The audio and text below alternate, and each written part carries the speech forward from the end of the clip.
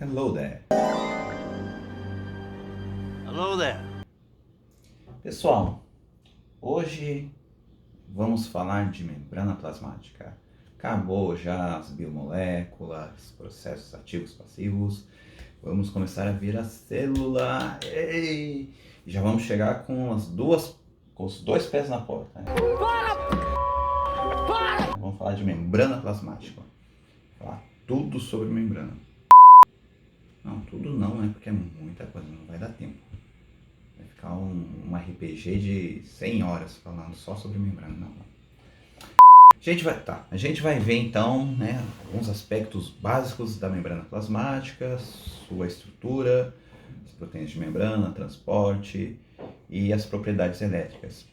É um assunto extenso, não vai dar para ver tudo num vídeo só, então eu resolvi dividir em 3 partes esse tema, a trilogia completa. Você vai ver primeiro nessa aula a estrutura da membrana plasmática, os componentes que a constituem. Na segunda parte da aula, né, no segundo bloco, nós vamos falar sobre o transporte ativo, transporte passivo, osmose. E encerrando a trilogia, na terceira parte, falaremos sobre as propriedades elétricas e como são produzidos e desencadeados os potenciais de membrana. Ok? Então, aproveite a nossa aula, confiram. Tchau, tchau.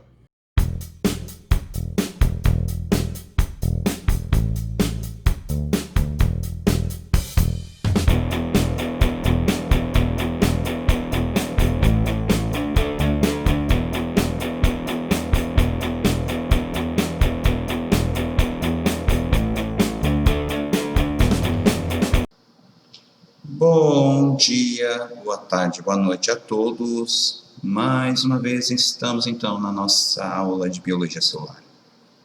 Hoje o tópico membrana plasmática, como já lhes disse antes, subdividido em 3 partes. A primeira falaremos sobre a estrutura, depois sobre as proteínas de membrana e transporte transmembrana, e a terceira parte falaremos sobre o potencial elétrico e as propriedades elétricas da membrana plasmática.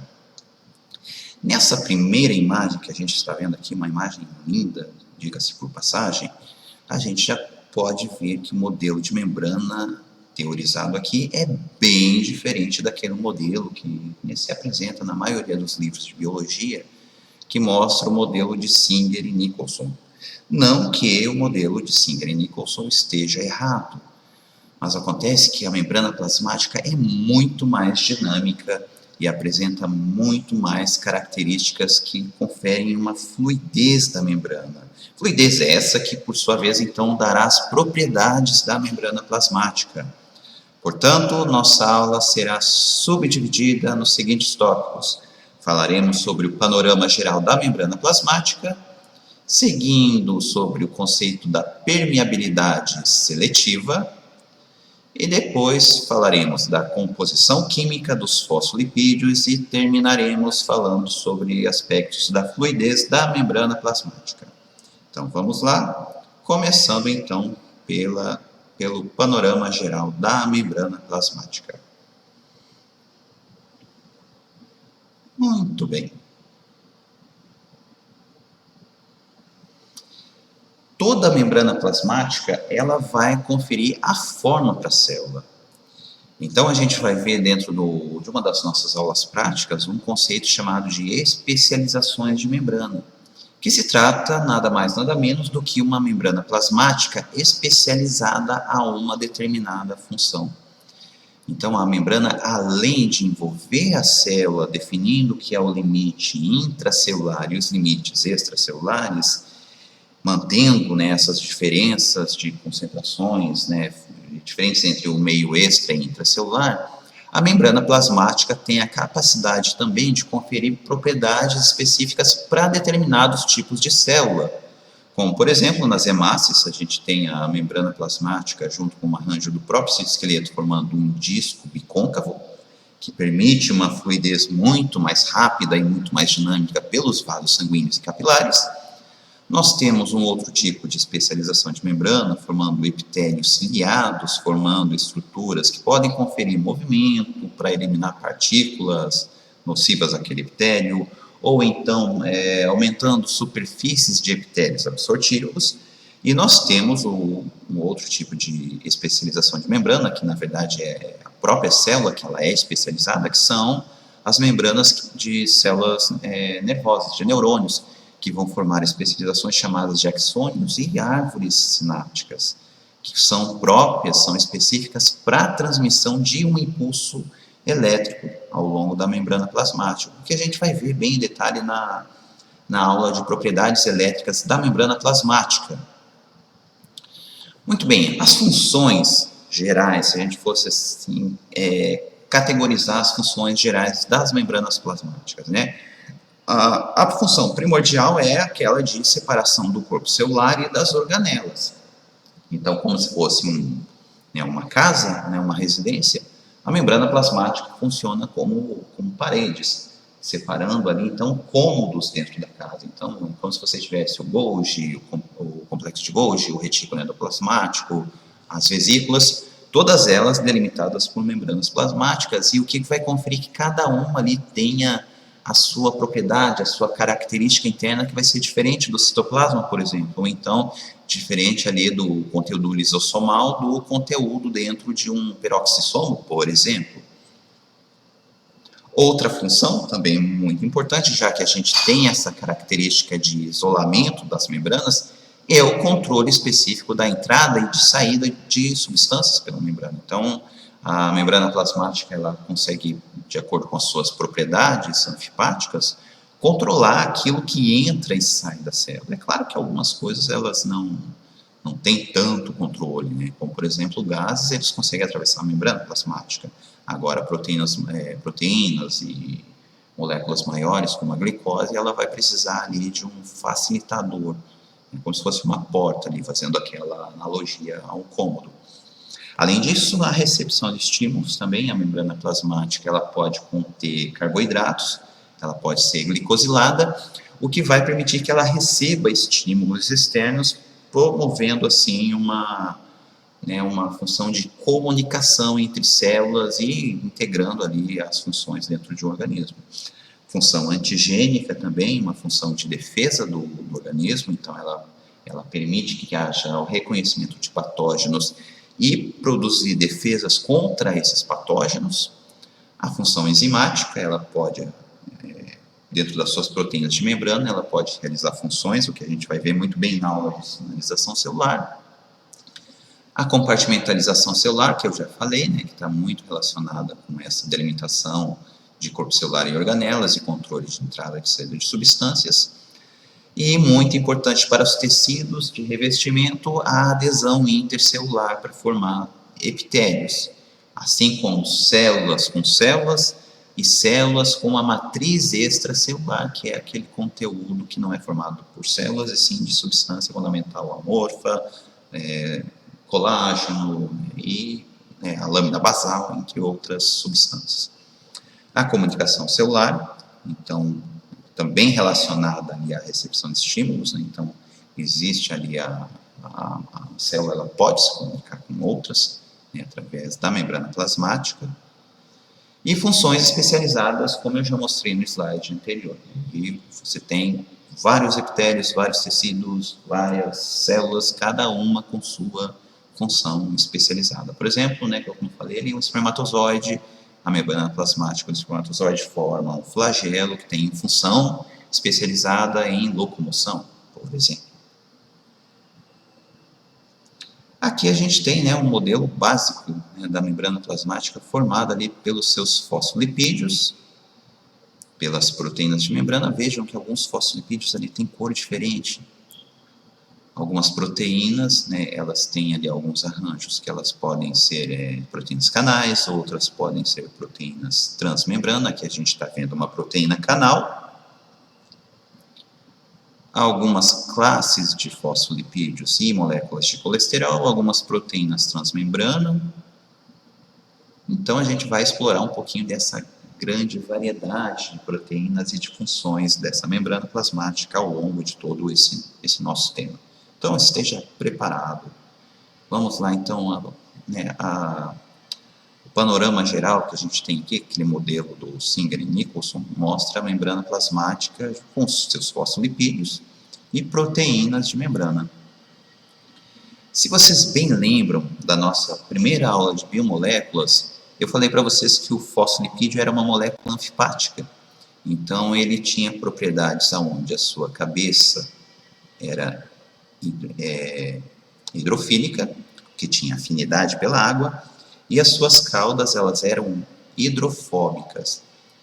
Então, se a gente for pensar nisso, olha só essa membrana plasmática. Ela vai ter que também ter, essa proteína de membrana, perdão, essa proteína de membrana, ela também vai ter que ter essa mesma propriedade anfipática. Ela vai ter que ser hidrofílica na sua ponta e hidrofóbica no seu interior. Então, o que acontece é que na síntese dessas proteínas, né, no seu dobramento, essas regiões, elas vão sendo formadas e elas já vão sendo incorporadas às membranas lá onde são produzidas no retículo endoplasmático. Então, lá onde ela é produzida, ela já é incorporada à membrana plasmática. Que a gente vai ver na aula, né, de compartimentos intracelulares, né, e tráfego de vesículas. E aqui a gente tem uma imagem de microscopia eletrônica mostrando aqui a membrana plasmática em toda a sua peculiaridade. A membrana plasmática, lembrando que a gente não consegue observá-la no microscópio óptico. Isso porque o limite de resolução dos microscópios ópticos é muito baixo, já que a membrana tem ali cerca de 5 a 12 nanômetros, né, de distância.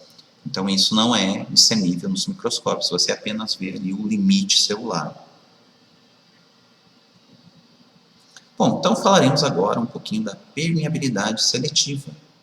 O que é essa permeabilidade seletiva? É a capacidade que a membrana tem, devido a essa sua característica anfipática, de permitir que algumas substâncias sejam isoladas pela membrana plasmática. Agora, por que ela é seletiva? Porque algumas substâncias elas têm permeabilidade à membrana, ou seja, elas podem atravessar a membrana plasmática. E isso vai ser de acordo com a natureza da própria molécula. Então, vamos entender um pouquinho como isso funciona. Aqui a gente tem uma representação da bicamada lipídica, e aqui a gente tem moléculas hidrofóbicas, moléculas pequenas, polares e sem carga elétrica, e moléculas grandes, polares e não carregadas. Então, vamos, né, a primeira coisa, vamos imaginar, e os íons aqui, que tem carga elétrica. Pensa, então, a primeira coisa, o que é uma carga elétrica? Uma carga elétrica, se você pensar lá numa bateria, ela tem a carga elétrica positiva e tem a carga elétrica negativa. Então, uma pilha ela é uma estrutura polarizada. O íon também é como se você, então, como a gente já falou na outra aula, se você colocasse essa pilha na solução aquosa e ela separasse a carga positiva da carga negativa. Portanto, então, essas duas substâncias, esses dois átomos ou moléculas, eles vão ficar carregados com uma carga elétrica positiva ou negativa. Então, substâncias polares, elas não atravessam a membrana plasmática.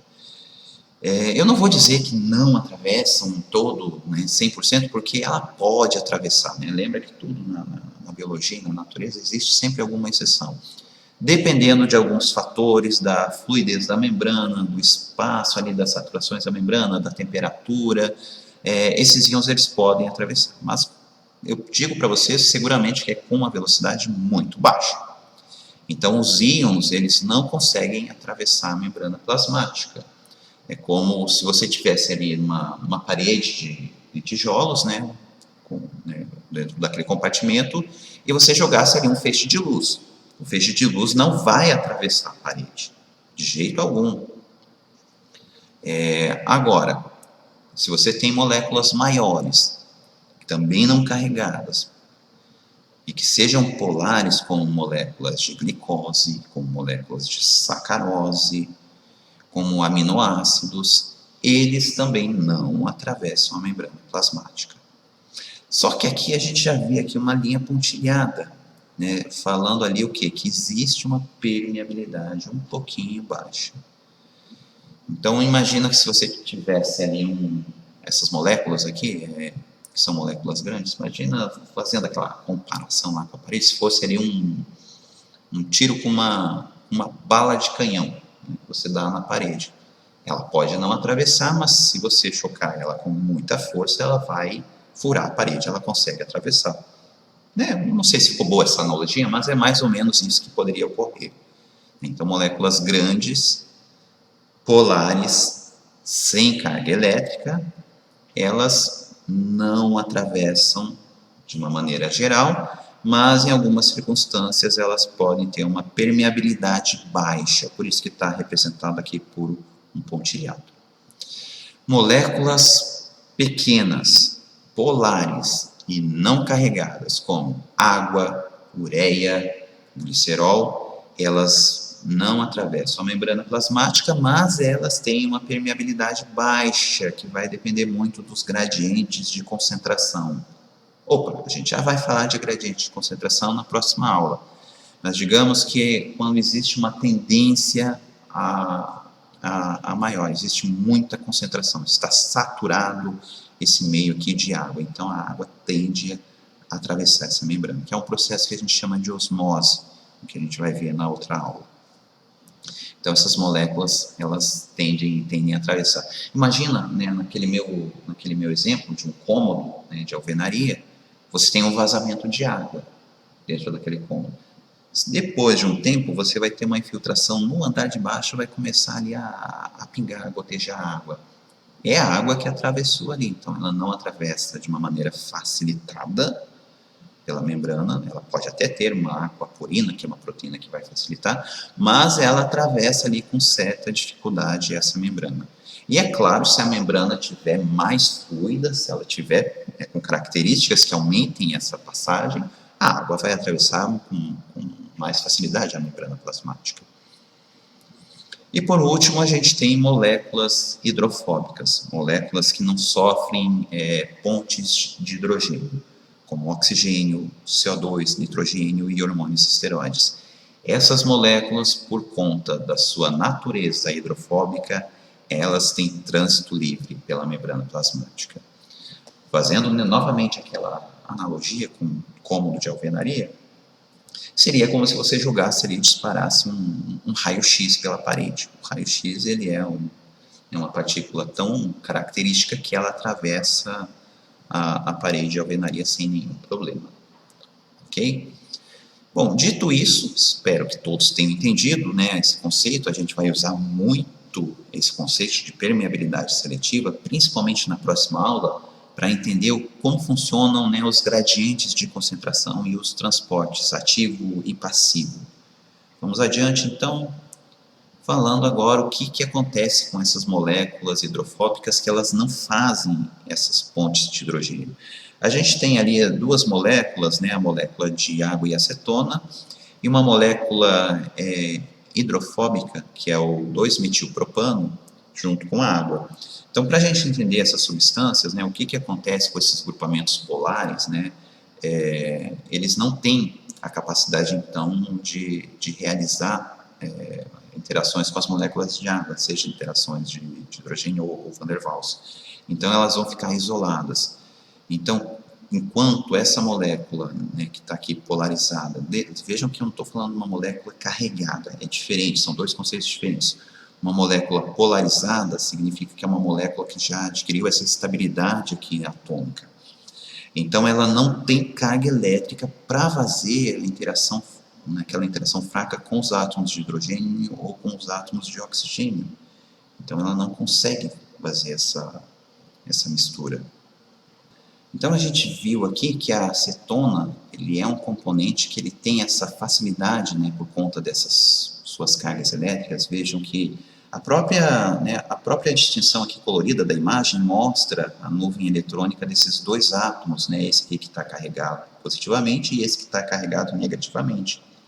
Então, essas regiões dessas nuvens eletrônicas desses dois átomos, elas tendem a fazer, então, essas interações fracas, né, essas pontes de hidrogênio que a gente tem, ou interação de Van der Waals, como a gente tem aqui mostrada, enquanto que a molécula aqui de 2-metilpropano, né, ela é uma molécula já estável, já polarizada, ela não tem, então, essa capacidade aqui de fazer uma interação fraca ou qualquer tipo de interação que seja, isolando essa molécula aqui da água. Então, ali você vai ter essa molécula isolada. E por conta disso, uma molécula que tenha essa capacidade aqui, ela teria mais facilidade de atravessar a membrana plasmática.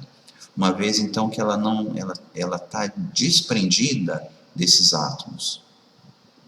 Então, vamos ver agora um pouquinho da composição química dos fosfolipídios. A gente já viu isso na aula de biomoléculas. A composição química de um fosfolipídio, ela vai ser composta por uma cabeça polar, que vai ser hidrofílica, e uma cauda polar hidrofóbica. O que a gente viu, né? Por que ele é fosfolipídio? Porque na composição dessa cabeça polar, você vai ter um grupamento fosfato. Só que nem sempre você vai ter uma molécula de glicerol. Você pode ter outras categorias de moléculas, né? Um que vai ser derivado da esfingosina, que vai ser o esfingolipídio, e um que vai ser derivado do glicerol, que são os glicerolipídios. E essa outra molécula aqui que está em azul, que vai dar o nome para o próprio fosfolipídio. Então, esse fosfolipídio aqui é uma molécula colina, então ele vai ser um fosfatidilcolina. Ok? O que vai variar também é de acordo com as duplas ligações que a gente pode encontrar nessa cauda de hidrocarbonetos. Então, normalmente, o que a gente tem é uma das caudas, ela vai ser saturada, e a outra cauda vai ser insaturada. E isso, minha gente, traz todo ali um comportamento para esse fosfolipídio. Então, ele tem uma movimentação dentro da membrana plasmática, como se ele conseguisse se mover ali dentro de uma multidão. E aqui a gente tem, né, as 4 principais classes de fosfolipídios encontrados nas membranas dos mamíferos, né, que são derivados do glicerol e são os derivados da esfingosina. E eu coloquei aqui um outro, que é o fosfatidil-inositol. Ele é também um fosfolipídio, mas ele tem toda uma peculiaridade que ele tem grupamentos fosfato a mais. Então, o que esses grupamentos fosfatos fazem aqui? A essa altura do campeonato, a gente já tem uma breve noção de que grupamentos fosfatos estão muitas vezes interligados com processos de troca de energia. E é essa a chave desse fosfatidil-inositol. Então, muitas vezes eles funcionam em cascatas de sinalização, fosforilando substratos ou desfosforilando. Então, agindo em vias de sinalização celular. Então, ele é um fosfolipídio de membrana que também tem essa capacidade de fazer esse processo, essa cascata de sinalização, essa fosforilação. Bom, vamos falar então um pouquinho da estrutura de cada um deles. Então, a gente está vendo aqui que essa cauda aqui de hidrocarbonetos, ela vai ser bem igual aqui dos derivados do glicerol. Então, aqui a gente tem aqui uma molécula derivada do glicerol, grupamento fosfato, aqui bonitinho. E aqui a gente vai ter uma estrutura derivada da esfingosina, então vai ter um pouco de alteração aqui. A gente vai ter, então, os fosfolipídios que vão ser derivados dessa esfingosina, que vão originar aqui uma outra classe, que vai ser a esfingomielina. A gente vai falar um pouquinho dessas classes, né, o que eles formam dentro dos tecidos. E aqui os derivados de glicerolipídios, né, de moléculas de glicerol, que são eles a fosfatidiletanolamina, que tem essa configuração aqui na sua cabeça polar, a fosfatidilserina e a fosfatidilcolina. Muito bem, né? São então formas químicas diferentes, mas o que vai ser importante para a gente é o que é importante, né? Qual é a função de cada um desses fosfolipídios. Muito bem, então vamos falar um pouquinho as fosfatidilcolinas, ou fosfatidiscolinas, né? São os principais fosfolipídios, né, que a gente encontra na membrana plasmática. Então, eles são justamente para dar ali a forma, né? E eles são os que sofrem grande influência da membrana plasmática, né? Principalmente pelo aumento da temperatura e da concentração do colesterol. O colesterol, então, é uma outra molécula que a gente tem ali. Vamos dar uma olhadinha, então, esse colesterol, o que ele faz ali nas membranas plasmáticas. Então, a gente tem aqui uma membrana plasmática com fosfatidilcolina ali com seus 3,5 nanômetros, né, de comprimento ali, de espessura. Quando a gente tem essa membrana plasmática da fosfatidilcolina associada com uma molécula de colesterol, essa molécula ela vai diminuir a solubilidade, ou melhor dizendo, a fluidez dessa membrana, aumentando, né, um pouquinho, né, a espessura dessa membrana. Então, ela vai ficar ali com 4 nanômetros, né, de espessura.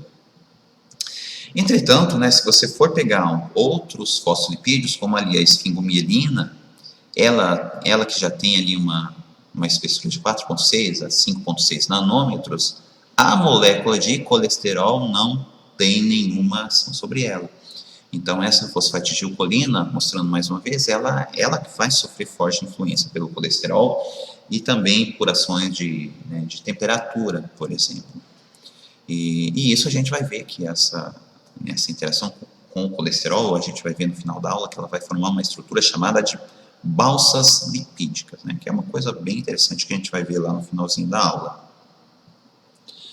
Muito bem, e a próxima, as fosfatidilserinas ou fosfatidilserinas, né, aonde que elas são importantes? Essa daqui, minha gente, ela é um fosfolipídio muito interessante, porque ela está tanto envolvida nas transmissões sinápticas em neurônios, né, facilitando ali aquela troca de cargas elétricas, e normalmente elas são mais presentes do lado citosólico. Isso por quê? Porque ela tem uma carga elétrica negativa, né? Então mas você falou que então esses fosfolipídios eles não eram, né, polarizados, eram moléculas apolares. Calma, minha gente. Eu falei que a cauda de hidrocarbonetos tinham aquelas propriedades hidrofóbicas. Eu não falei nada da cabeça do fosfolipídio, a cabeça polar. Então, essa cabeça do fosfolipídio, da fosfatidilserina, ela vai ter uma carga elétrica negativa, que vai contribuir para um número total de carga elétrica da célula. Por isso que ela é bem importante ali na transmissão sináptica, né? Então, ela contribui ali para o potencial de membrana da célula. Justamente porque ela está presente no lado citosólico.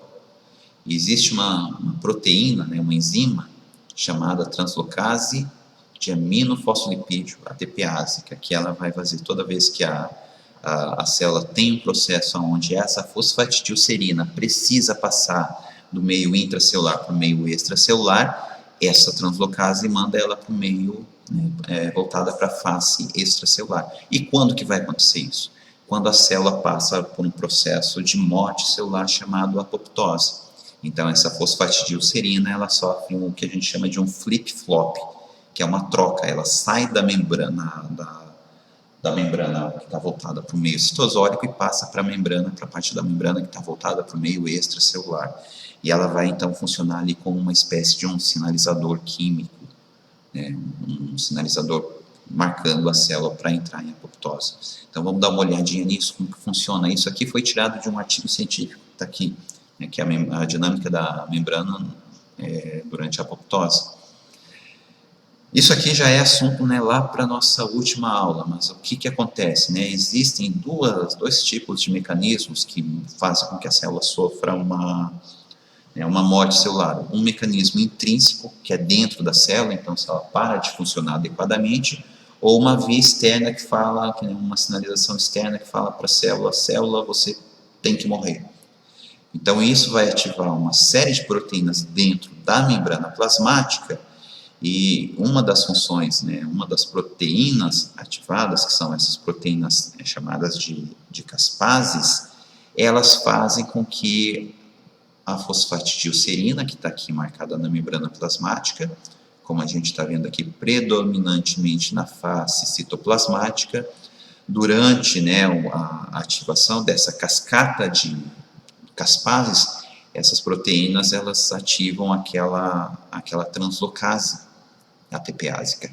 E aí ela faz com que a fosfatidilserina venha para a face voltada para o meio extracelular. E aí isso é um dos fatores que fazem com que a célula que está em marcada para morrer, está em apoptose, seja reconhecida depois quando forma corpos apoptóticos, seja reconhecida ali por macrófagos que vão fagocitar aquela célula que não está funcionando direito. Ok? Então aqui, né, uma breve explicação desse funcionamento aqui da fosfatidilcerina. Muito bem, outro fosfolipídio também muito importante para a membrana plasmática é a fosfatidiletanolamina, que ele tem um papel importantíssimo na fusão de membranas durante a desmontagem ali do anel contrátil na citocinese, na divisão celular.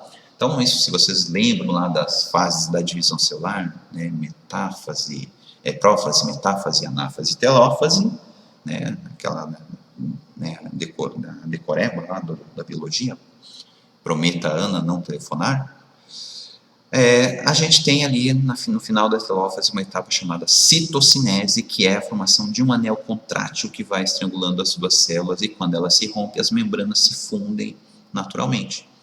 Então, isso graças a essa característica das fosfatidilcetanolaminas.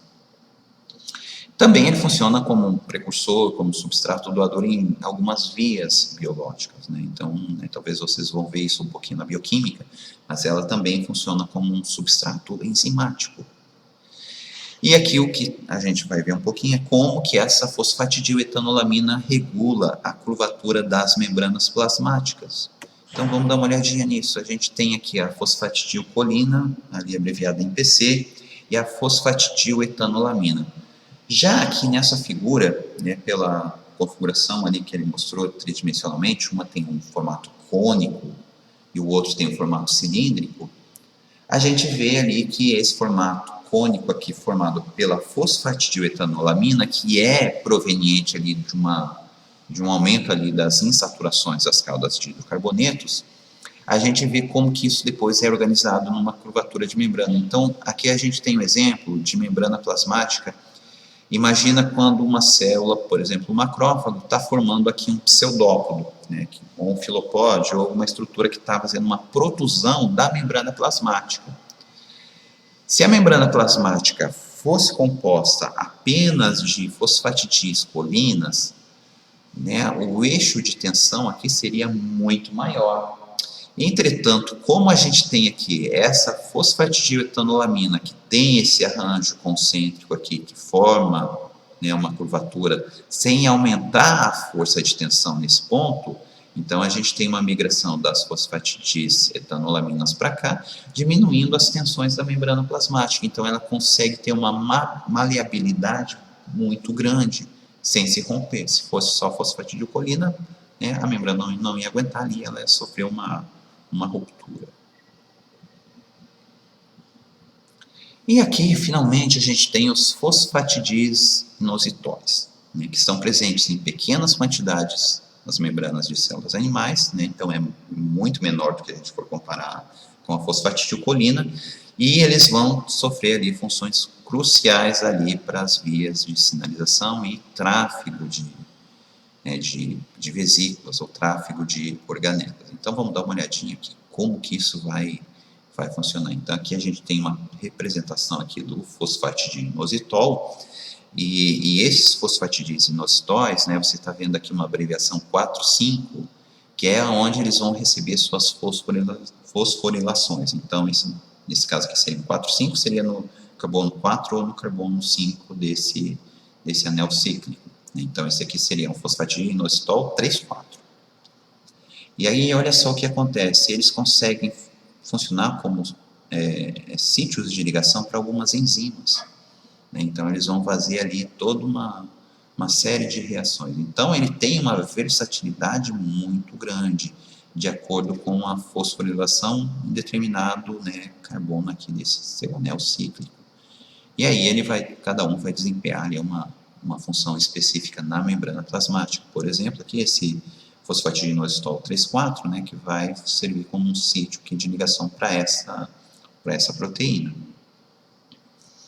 Já esse outro fosfatidininositol 4,5, ele vai fosforilar receptores de carga de vesículas de endocitose juntamente com o desbloqueio aqui dessa proteína P2, que vai sofrer uma ligação com essa parte aqui fosforilada, vai formar todo um complexo e vai permitir ali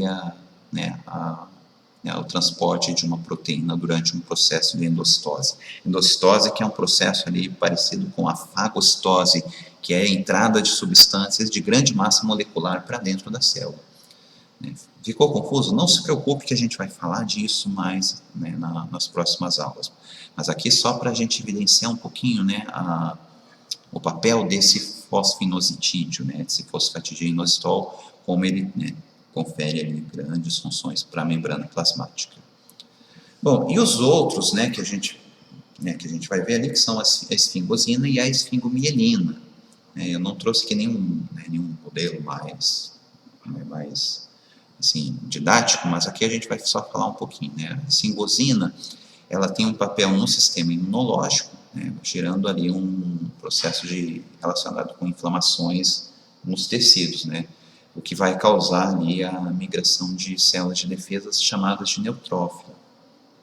Então é muito comum, isso também, principalmente em tecido nervoso, quando existe ali um processo inflamatório, você ter ali uma produção de esfingosina. Já a esfingomielina, ela vai atuar em vias de sinalização em células nervosas, muito assim relacionado com liberação de neurotransmissores, com transporte anterógrado e retrógrado do corpo celular neuronal para os axônios, e também existe ali uma correlação ao metabolismo do colesterol nessa esfingomielina. Ok?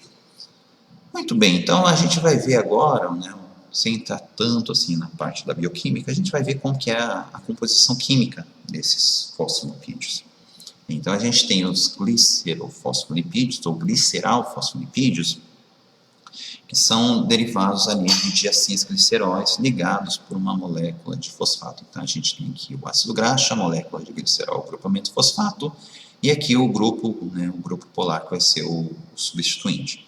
Então o ácido fosfatídico, que é o primeiro, o precursor de todo fosfolipídio, que ele é o precursor da síntese de gliceralfosfolipídios, que ocorre lá no retículo endoplasmático liso, ele tem apenas um hidrogênio. Aqui a fosfatidiletoanolamina, o grupo que a gente tem aqui formado na sua cabeça é essa estrutura química. A fosfatidilcolina, a gente tem também aqui. Veja que aqui está mostrando carga líquida em pH, que significa a influência que esses fosfolipídios têm na carga elétrica e, consequentemente, na carga elétrica dentro da membrana, do potencial de membrana.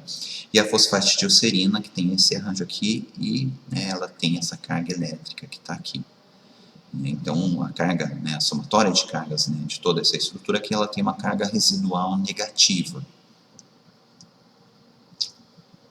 E aqui a gente tem o fosfatidilglicerol, que é uma molécula que também está correlacionada ali dentro das vias metabólicas, também tem uma carga elétrica residual, mas não contribui tanto ali, porque a gente não encontra isso aqui em grandes quantidades dentro da membrana plasmática. Aqui a molécula de fosfatidil-inositol, 4,5-bifosfato, aqui no carbono 4,5-2-fosfatos. A carga elétrica que vocês desconsiderem, porque ela não, como eles existem em pequeníssimas quantidades dentro da membrana plasmática, então ela não acaba não interferindo ali tanto no potencial elétrico da membrana. E aqui uma outra molécula de fosfatidilglicerol. Essas outras aqui não tem tanta relevância. Bom, esses glicerolipídios, eles podem ainda sofrer um processo de glicosilação na membrana plasmática, que é quando existe a transferência de uma molécula de açúcar, sempre um oligosacarídeo, não muito extensa, aos aminoácidos na cadeia de polipeptídeos. Então isso vai ocorrer quando a proteína vai sendo formada, essas proteínas de membrana, elas têm origem no retículo endoplasmático rugoso, e a proteína, ao passar pelas cisternas do complexo de Golgi, ela sofre um processo de adição de açúcares na sua estrutura. Então, em algumas membranas plasmáticas, você vê a presença de uma estrutura chamada de glicocálix, né, que são resíduos de açúcar. Aí a função desse glicocálix, ele é a mais, né, são as mais diversas possíveis, né, desde aquela de reconhecimento celular, funções de proteção celular, né, então muitas vezes esses açúcares, né, eles conseguem às vezes até criar um microambiente aqui, prevenindo, por exemplo, nas membranas de lisossomo, a ação das hidrolases ácidas nas próprias proteínas de membrana. Então é uma forma de proteção que a gente tem aqui. Então aqui a gente tem, né, um exemplo desse glicocálix, né, proteínas de membrana que podem ter esses resíduos de açúcar. Pode acontecer tanto no meio citosólico, no meio extracelular, quanto no meio citosólico. Você pode encontrar também, como a gente está vendo aqui. Então a gente tem aqui um aminoácido de cisteína, né, ligado aqui com vários resíduos de açúcar. E a gente tem aqui, né, uma molécula que é uma âncora de GPI, né, que são sequências aqui de aminoácidos específicos ligados aqui por proteínas. A gente vai ver um pouquinho da importância dessa âncora de GPI.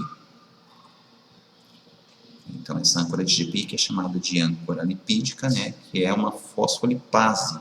Então, a gente tem o fosfatidinossitol, que funciona ali muito bem nas vias de sinalização. A âncora de GPI também ela funciona ali como uma espécie de enzima. Então, ela também funciona ali fosforilando, né, fazendo ali alterações em algumas proteínas, né, ou até mesmo a alteração da própria estrutura da membrana plasmática, né, e como está descrito, né, também reconhecendo, né, substâncias, partículas, células, ajudando também na proliferação e na divisão, na diferenciação celular. Então, a gente vamos dar uma olhadinha aqui na âncora de GPI, que é essa estrutura que está aqui. Então, que é a molécula de fosfatidil, né, uma molécula de açúcar, uma N-acetilglicosamina, e resíduos de açúcar subsequentes. E aqui a gente tem uma outra molécula aqui de proteína, fazendo ali um cerne proteico.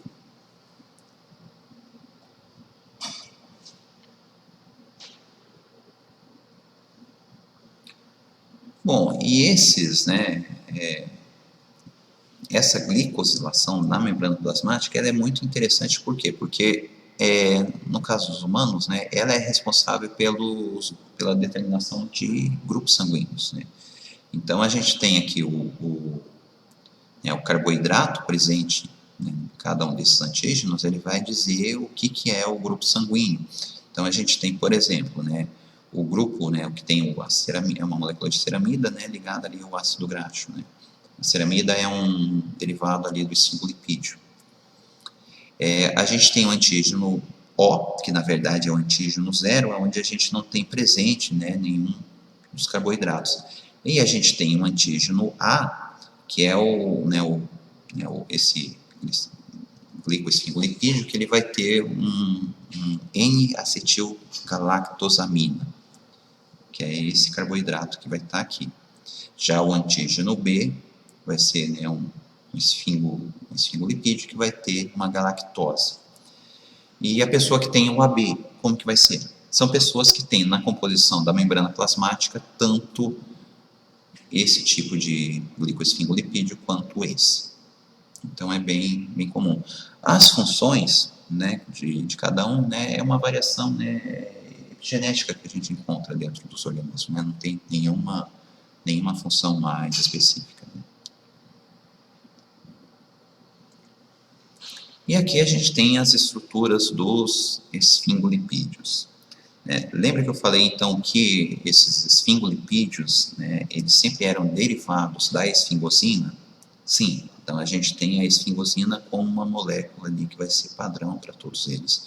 E uma cauda de ácido graxo. E aqui a gente vai ter aqui o grupo cabeça, né.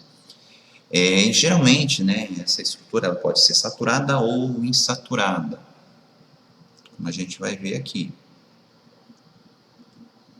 né? A gente tem aqui o primeiro deles, que é a ceramida, que vai ser só um hidrogênio ligado aqui nesse grupamento. Depois a gente tem a esfingomielina. O nome desse grupamento que está aqui cabeça é fosfocolina, e o nome da molécula toda é esfingomielina. Então tem esse grupamento aqui. Depois, se a gente tiver uma molécula de glicose, a gente vai ter um glicolipídio neutro, ou né, ele pode ser chamado de glicosil cerebrosídeo, né, como o próprio nome já diz, encontrado no sistema nervoso central. Lactosil ceramida globosídeo, que vai ser aqui um grupamento de açúcares, um gangliosídeo, e assim por diante, né? E qual que é a função, então, desses esfingolipídios, né? Como eu já falei para vocês, né, naquele outro slide, né? Eles funcionam, né, muito relacionados a vias também de sinalização. Então, você tem aqui, por exemplo, a esfingomielina e a ceramida, que vão ser reguladoras de proteínas quinases ou proteínas sinases. Já os gangliosídeos, eles estão na superfície externa de células, né? Então eles funcionam como moléculas de reconhecimento celular, como essa que está relacionada aqui. E o derivado da ceramida e a própria ceramida, né, estão também relacionados no processo ali de divisão celular e também de apoptose. Então aqui, olha só, mais uma vez ali aquela via de apoptose. Então a gente tem ali, né, fatores de estresse tal, que estão ali, né, fazendo toda uma cascata de reações, ativando proteínas caspases, que vão ativar proteínas que vão interagir na formação desses esfingolipídios, né? Então, aqui a gente tem duas caspases que estão fazendo esse papel. Então, todo esse processo aqui, né, vai envolver ali as vias de ativação de caspases, proteínas que estão dentro do núcleo celular que vão levar a esse processo, né? E aqui, como eu representei para vocês, né, a ativação de proteínas que controlam esse turnover desses esfingolipídios, né, que vão, por sua vez, também contribuir para uma mudança aqui da configuração da própria membrana plasmática, ok? Bom, isso, né, tentei explicar aqui sem entrar muito no detalhe dessas rotas de sinalização, mas aqui a gente tem esses pontos chaves aqui, que são, né, esses esfingolipídios aqui na membrana, então eles sendo ali, sofrendo ação, né, dessas proteínas, dessas caspases apoptóticas. Muito bem, outra molécula também que faz parte da composição química dos fosfolipídios é a molécula de colesterol. Né? A molécula de colesterol, que normalmente vem de metabolismo ali também associado ali com os esfingolipídios, mas que é proveniente também, né, de fontes externas, né, da alimentação. E o colesterol, ele está presente em todas as membranas plasmáticas, né? Então, se a gente for comparar aqui, né, nessa tabela aqui, composição de lipídios em diferentes membranas, no hepatócito a gente tem 17% de colesterol, né, no eritrócito 23%, na mielina 22%, mitocôndrias 3%, retículo 6% e bactéria e coli 0%. Vejam, aqui a gente tem, né, o porquê que, vamos pensar um pouquinho na função do colesterol, como eu já disse para vocês, ele imobiliza fosfolipídios, principalmente ali a fosfatidilcolina. Então é bem comum você observar a presença, né, da fosfatidilcolina aqui na membrana do hepatócito em concentrações altas. Isso por quê? Porque o colesterol, junto com a sua fosfatidilcolina, ele vai formar ali uma balsa lipídica, e a função dessa balsa lipídica vai estar muito relacionada com a função ali do próprio hepatócito, né, que tem, né, um dos precursores lá da bile, é o próprio colesterol. Já na membrana de um eritrócito, vejam só que a gente tem uma situação um pouquinho diferente. A gente tem uma concentração alta da fosfatidilcolina, claro, né, já que é o fosfolipídio predominante em todas as membranas, mas a gente tem aqui uma concentração alta da fosfatidiletonolamina. Se você lembra, a fosfatidiletonolamina é aquela relacionada a efeitos de curvatura da membrana, junto ali com a molécula de colesterol. Então, a gente tem duas situações. A primeira delas, que é a fosfatidiletanolamina alta, formando ali, né, aquele disco bicôncavo do eritrócito da própria hemácia, e a gente tem o colesterol junto com essa fosfatidilcolina, formando então ali balsas lipídicas e imobilizando membrana plasmática para facilitar sítios de ligação, sítios de reconhecimento de enzimas. Uma enzima que a gente conhece muito bem, que faz o transporte de gases, que é a anidrase carbônica. Então a gente vê aqui que tudo tem uma relação, tudo tem um porquê. Então aqui a gente tem a molécula do colesterol, olha só como que ela é diferente, então, né, completamente ali daquelas moléculas ali de fosfolipídios. Ela é composta aqui por anéis cíclicos, né, uma estrutura rígida, um grupamento polar e uma cauda, né, de hidrocarbonetos apolar. Ela é completamente hidrofóbica, então aonde que ela vai interagir? Ela vai interagir junto com os fosfolipídios. E aí ela vai promover ali ele vai enrijecer, ele vai deixar mais rígida essa região. E como a gente já viu ali no outro slide, ela vai aumentar a espessura da membrana plasmática também. Bom, e aonde que são sintetizados esses fosfolipídios? Como a gente já viu, como eu já falei para vocês, né, eles têm um esqueleto principal a partir de uma molécula de glicerol, para os glicerolipídios, ou para a esfingosina, dos esfingolipídios, e a gente vai ter acoplamento de ácidos graxos no esqueleto, ligações esterificadas ou aminadas, né, e a adição de um grupo hidrofílico. Então é um pouco mais assim de metabolismo, né, mas a gente tem aqui um precursor que é o ácido fosfatídico, que é essa molécula que está aqui, recebendo aqui o seu grupamento polar, formando ali um glicerofosfolipídio, né? E depois a ligação do grupamento cabeça, que vai ser uma colina, uma serina ou uma etanolamina.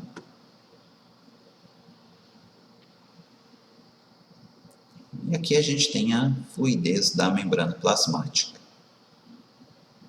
Então, Between the living machinery of the inner cell and the harsh conditions of the outside world stands the cell's plasma membrane. As crucial as this barrier is, it's surprisingly flexible.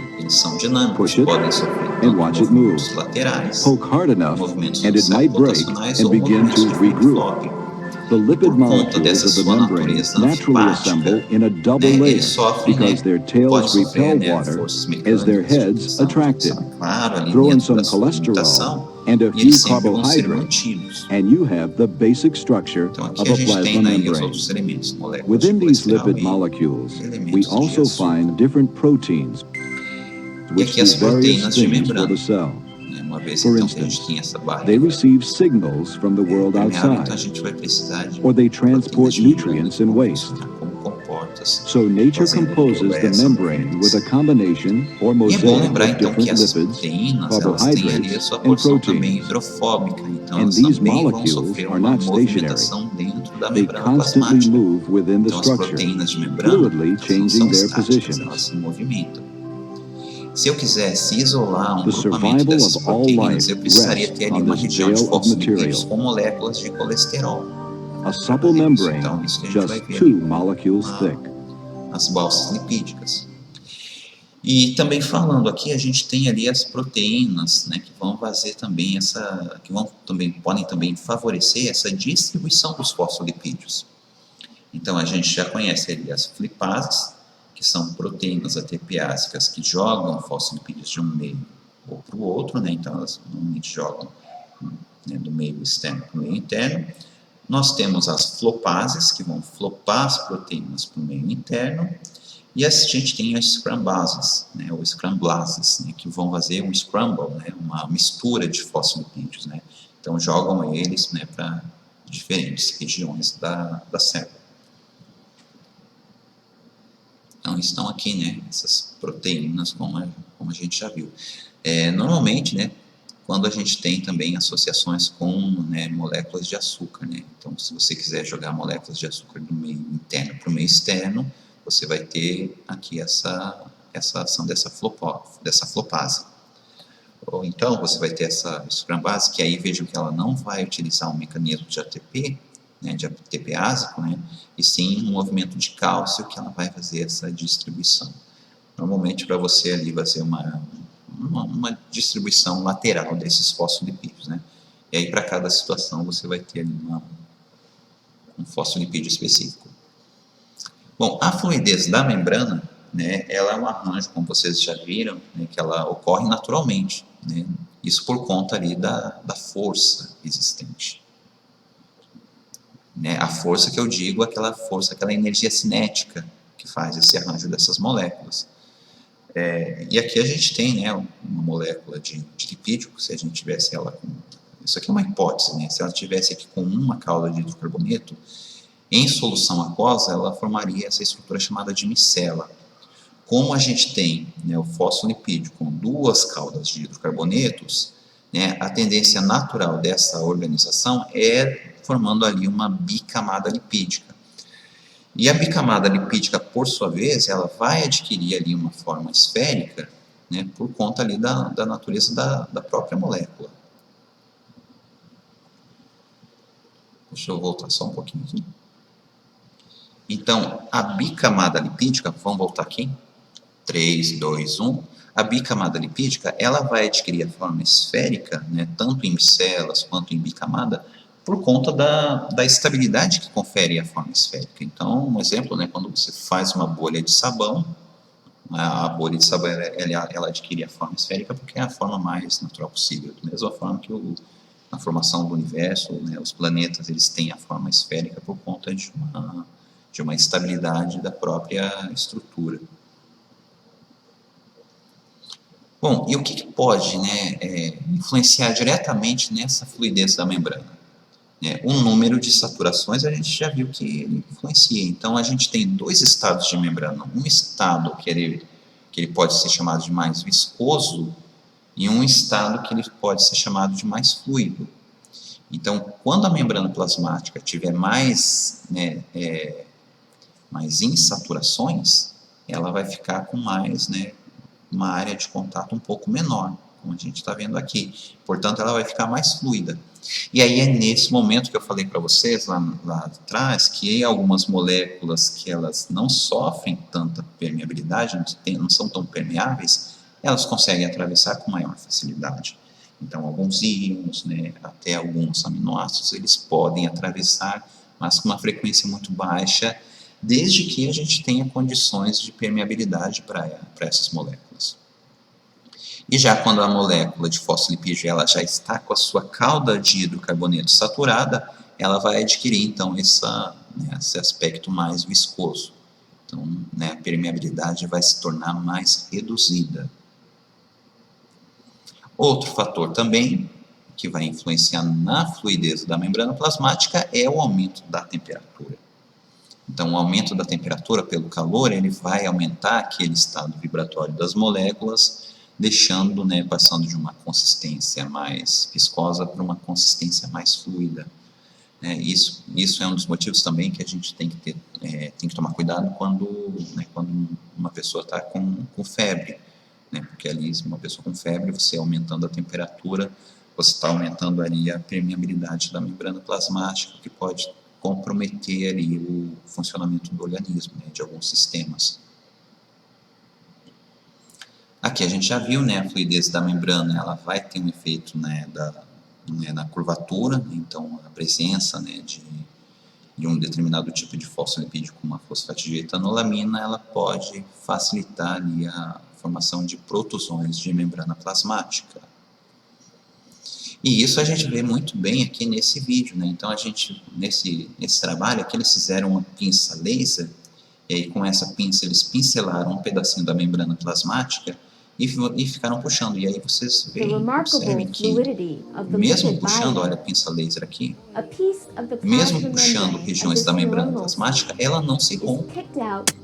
Isso por conta dessa versatilidade formada pelos fosfolipídios da membrana, principalmente a fosfatidiletoanolamina. Vejam como ela é bem resistente. Legal, né?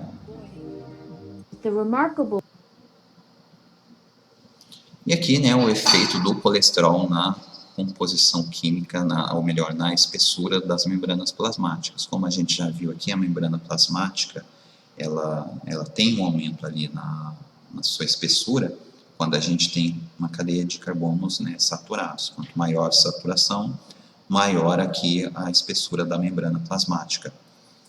E o colesterol, ele também consegue fazer um papel de aumento nessa espessura da membrana plasmática para as moléculas de fosfatidilcolina, né, para os derivados de glicerol-lipídios. Já para a molécula de esfingomielina, como a gente está vendo aqui, isso não altera em nada. Ele não tem esse comportamento. Só que o colesterol, quando ele vai fazer esse papel, né, de imobilização da membrana plasmática, formando aqui, né, essa estrutura que a gente está vendo aqui, ele vai criar um arranjo chamado balsa lipídica, que vai ser um aglomerado, né, de fosfolipídios imobilizados pela molécula de colesterol, e normalmente isso serve como um sítio para agrupar determinadas proteínas, né, que vão realizar funções específicas. Então, na prática, o que você tem? Você vai ter um trecho ali da membrana plasmática que vai ser responsivo para uma determinada função, como uma sinalização química, como um reconhecimento celular, e isso, né, vai se movimentar como uma balsa, realmente, dentro da membrana plasmática. Então, vamos dar uma olhadinha aqui no vídeo. Então, a gente tem aqui o movimento dos fosfolipídios, e olha ali uma balsa lipídica se movimentando ali na membrana plasmática, né? Então, veja, se a gente não tivesse a balsa lipídica, essas proteínas aqui, elas estariam se movimentando aleatoriamente na membrana plasmática.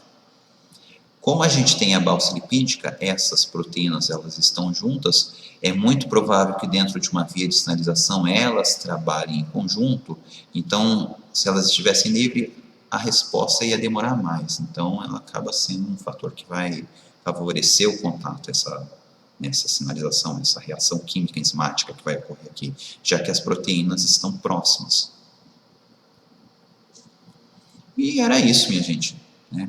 Fim da nossa aula, né? Até a continuação da nossa aula. Tchau, tchau.